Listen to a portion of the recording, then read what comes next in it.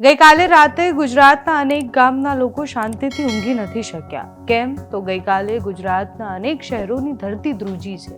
નમસ્કાર, આપની સાથે હું છું પાયલ. ગઈકાલે લગભગ રાત્રે 10:15 થી 10:30ની આસપાસ પાટણમાં 4.2ની તીવ્રતાનો ભૂકંપ આવ્યો. તેનું કેન્દ્રબિંદુ પાટણથી 13 કિલોમીટર દૂર ઉત્તરમાં રહ્યું. આ ભૂકંપના આંચકા સમગ્ર ઉત્તર ગુજરાત, સૌરાષ્ટ્ર અને કચ્છના કેટલાક ભાગો અને સાથે જ માઉન્ટ આબુના પણ કેટલાક ભાગોમાં અનુભવાયા. 10 સેકન્ડના આ આંચકા હતા અને આંચકા ઘણી બધી જગ્યાએ અનુભવાયા, જેના કારણે લોકો ખૂબ ડરી ગયા. મહેસાણા, બનાસકાંઠા, સાબરકાંઠા, અંબાજી, ડીસા, ખેરાલુ, પાટણ, પાલનપુર, પ્રાંતિજ, તલોદ, ઈડર, વડાલી, બહુચરાજી અને અનેક વિસ્તારો જે ઉત્તર ગુજરાતના છે ત્યાં આંચકા અનુભવાયા. સાથે જ મોરબી, સુરેન્દ્રનગરમાં પણ ધ્રુજારી અનુભવાઈ. હળવદમાં, કોઈબા, ઢવાણા, માલાવદર અને આસપાસના વિસ્તારોમાં ભૂકંપ જેવી સ્થિતિ હતી. કચ્છના રાપરમાં પણ આંચકા અનુભવાયા, જેના કારણે અનેક લોકો ઘરની બહાર નીકળી ગયા. ઓડેસરા, નંદા સહિતના ગામોમાં ભૂકંપના આંચકા અને કચ્છના લોકો તો એમ પણ ભૂકંપના નામે એકદમ સતર્ક રહેતા હોય છે, એટલે ત્યાં પણ ભયનો માહોલ હતો. સાથે જ ગાંધીનગર અને અમદાવાદના વિસ્તારોમાં પણ અમુક જગ્યાએ ભૂકંપના આંચકા અનુભવાયા હતા. આ ભૂકંપની તીવ્રતા કેટલી હોય તો એનાથી ડરવું જોઈએ. એની પણ એક આખા સ્કેલ હોય છે. કેટલો ભૂકંપ તીવ્ર કહેવાય, કેટલો ન કહેવાય, એના સ્કેલ હોય છે. તો 0 થી 2 સ્કેલ પર હોય ભૂકંપ, એટલે એનું એટલું સ્કેલ હોય તો એ ભૂકંપ સામાન્ય ગણાય છે. આંચકા અનુભવાતા નથી.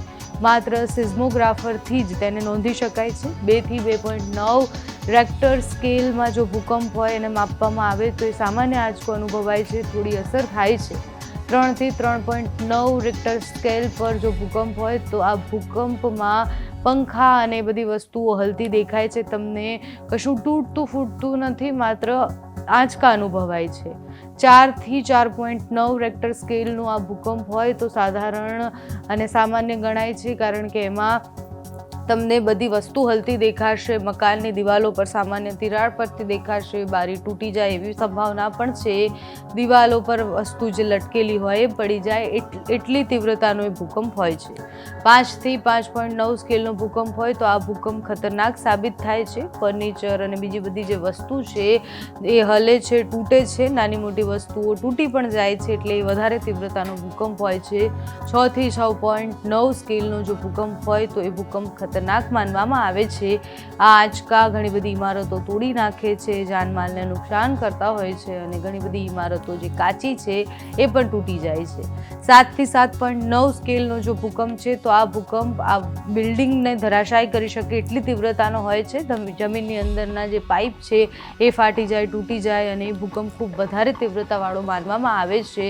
વર્ષ 2001માં ભુજમાં જે ભૂકંપ આવ્યો હતો એનું ઉદાહરણ છે. વર્ષ 2015માં નેપાળમાં જે ભૂકંપ આવ્યો હતો એનું પણ એક ઉદાહરણ છે. 8 થી 8.9 સ્કેલનો જો ભૂકંપ હોય તો એ સંપૂર્ણ વિનાશક ભૂકંપ હોય છે. ઇમારતો સહિત પુલ અને બધી જ વસ્તુ પડી જતી હોય છે, એટલે ખૂબ વધારે તીવ્રતાવાળો ભૂકંપ હોય છે. 9 અને તેનાથી વધુનો જે ભૂકંપ આવે છે, જે સ્કેલનો ભૂકંપ આવે છે, એ સંપૂર્ણ તબાહીવાળો ભૂકંપ હોય છે. કોઈ મેદાનમાં ઊભા હોય તો એને પણ ધરતી લહેરાતી દેખાય છે. સમુદ્ર નજીક બધી જ વસ્તુઓ છે એ તહેસ નહેસ થઈ જાય છે, બિલ્ડિંગો પડી જાય, એટલી તીવ્રતાનો ભૂકંપ હોય છે. અને 10 ગણું જે કહેવાય કે મજબૂતાઈથી જે ભૂકંપ આવે એવો એ ભૂકંપ હોય છે. એટલે આ ભૂકંપના સ્કેલ્સ છે, જે કાલે જે ભૂકંપની અનુભૂતિ થઈ અને જે આંચકા આવ્યા એ સામાન્ય ગણી શકાય એવા હતા. ઘણા બધા લોકો ડરીને ઘરની બહાર નીકળી ગયા. ઘણા બધા લોકો આખી રાત સૂઈ ન શક્યા. તમે જો આ વિસ્તારોમાં રહી રહ્યા છો અને તમે કાલે શું અનુભવ કર્યો અમને કમેન્ટ્સમાં જણાવજો. અત્યારે વિડીયોમાં બધા એટલું. જો તમે અમને યુટ્યુબ પર જોઈ રહ્યા હોય તો સબસ્ક્રાઈબ કરજો, ફેસબુક પર જોઈ રહ્યા હોય તો ફોલો કરજો, અમારા આ વિડીયોને લાઈક અને શેર કરજો.